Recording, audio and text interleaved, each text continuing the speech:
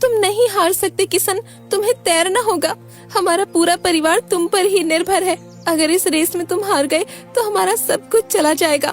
भागो किशन, भागो। ये लूला लंगड़ा क्या पानी में हाथ पैर मारेगा? 2 मिनट में रेस से बाहर हो जाएगा और जमीन हो जाएगी हमारी।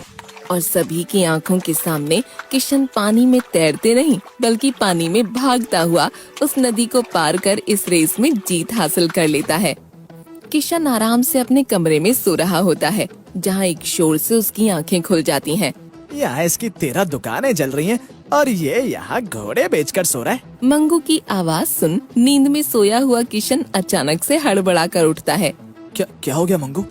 यूं मेरे कलेजे पर क्यों चढ़ा हुआ है? ऐसा क्या हो गया? भूकंप आ गया क्या?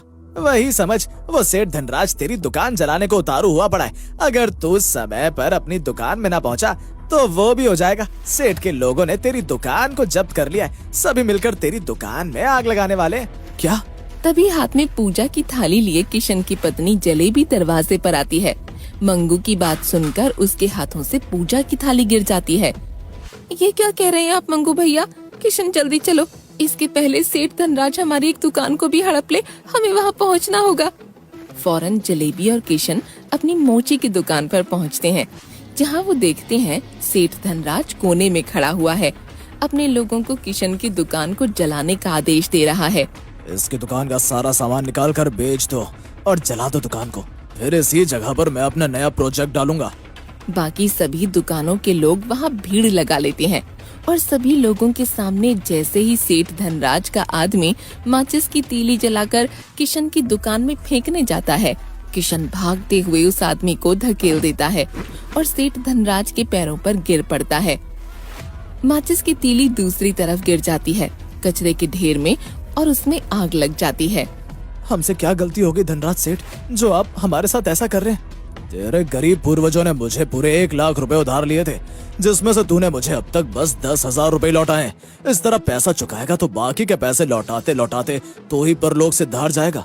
इसलिए उससे अच्छा है तेरा घर दुकान जब्त कर अपने पैसे बरत लो। ये दुकान ही मेरा सब कुछ है, मेरे कमाने का एकमात्र साधन है। यही चला जाएगा तो हम क्या करेंगे मालिक? कुछ दिनों की तो मोहलत दे दीजिए सेठ।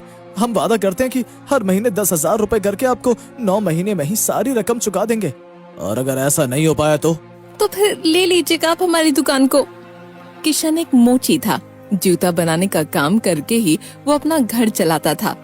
किशन के पूर्वजों से उसे धन संपत्ति तो न मिली, कुछ मिला तो 1 लाख का कर्ज। बेचारा मोहन जो कुछ भी कमाता उससे कुछ पैसे निकाल कर सेठ को दे देता, पर उसकी कमाई इतनी कम थी कि आज तक तो वो बस 10,000 रुपए ही चुका पाया था। पूरे महीने का मिलाकर 3,000 रुपए कमाना तो मुश्किल हो रखा है। अब कहाँ से चुकाओगे 10,000 महीने के? करना तो पड़ेगा ही। एक काम करो, दुकान को तुम संभालो और मैं अब गांव में लगने वाले मेले में घूम घूम कर रंग बिरंगे जूते बेचा करूंगा। ऐसे जूते जो कभी किसी को ना दिखे हों। फिर देखता हूँ कौन नहीं खरीदता मेरे जूते। ब्रांडेड जूते से भी सुंदर जूते बनाऊंगा। किशन गांव के मेले में इधर उधर कंधे पर जूते लटकाए घूमना शुरू कर देता है। रंगीन काला सुंदर प्यारा जूते कैसे चाहिए बोल? किशन बनाएगा जूते, जेब के दरवाजे खोल। अरे वाह, कितने सुंदर सुंदर जूते लिए घूम रहा है। तो मेरे पोते के लिए भी एक जूता बना देगा क्या, जिसमें चू चू आवाज है? हाँ, क्यों नहीं। आप ऑर्डर लिखवा दीजिए, कल तक जूते आपके घर पहुंच जाएंगे।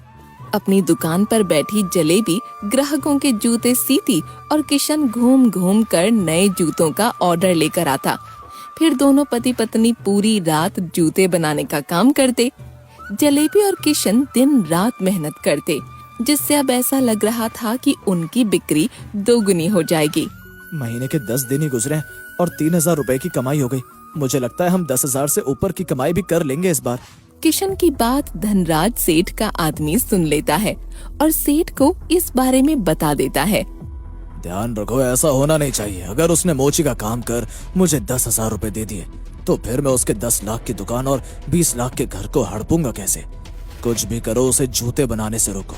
रात को जब किशन और जलेबी अपने घर पर सो रहे होते हैं तो पीछे से सेठ के आदमी जाकर उसकी दुकान से सारा चमड़ा चोरी कर लेते हैं। सुबह रोज की तरह फिर से बाजार में हलचल होने लग जाती है। चहल पहल के बीच जलेबी दुकान पहुंचती है। अरे रेखा, तू तो यही ठेला लगाती है ना? तूने क्या रात को किसी को मेरी दुकान के आसपास आते देखा था क्या? नहीं दीदी, कल तो मैं सब्जियां बेचकर 6 बजे अपने घर को चली गई थी। वैसे क्या हुआ? सब खत्म हो गया। हाथ में 10 जूतों का ऑर्डर था और किसी मुए ने हमारा चमड़ा ही चोरी कर लिया। अब कैसे बनेंगे जूते? ऊपर से एक खास किस्म का कपड़ा भी लेकर आए थे किशन। एक दूल्हे की मुंजड़ी बनानी थी, रात को उसकी बारात है। कैसे होगा सब? हे भगवान।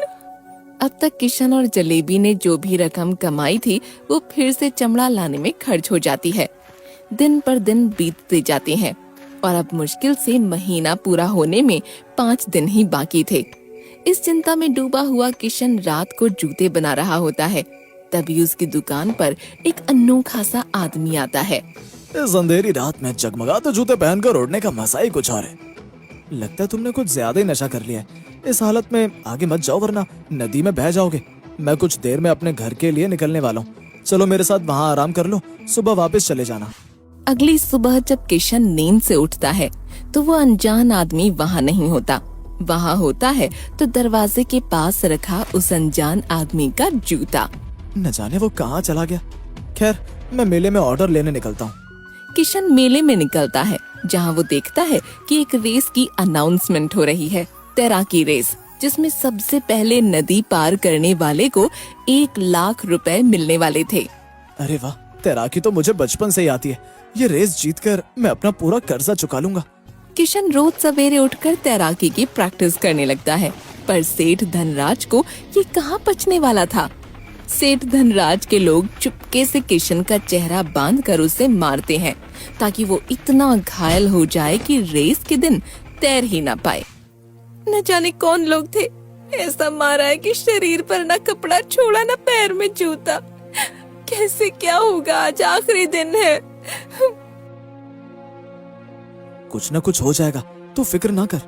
रेस के लिए निकलने की हड़बड़ी में गलती से किशन उस अनजान शख्स के जूते अपने पैर में डालकर घर से निकल पड़ता है।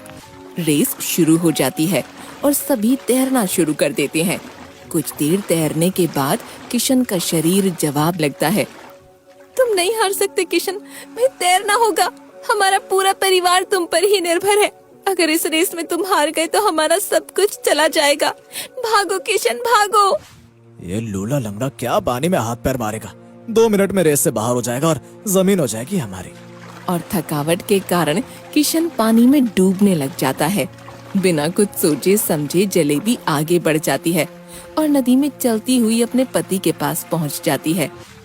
ये जूते तो जादू है, इन्हें पहनो किशन और जीत लो इस रेस को। और सभी की आंखों के सामने किशन पानी में तैरते नहीं बल्कि पानी पर भागता हुआ उस नदी को पार कर इस रेस में जीत हासिल कर लेता है।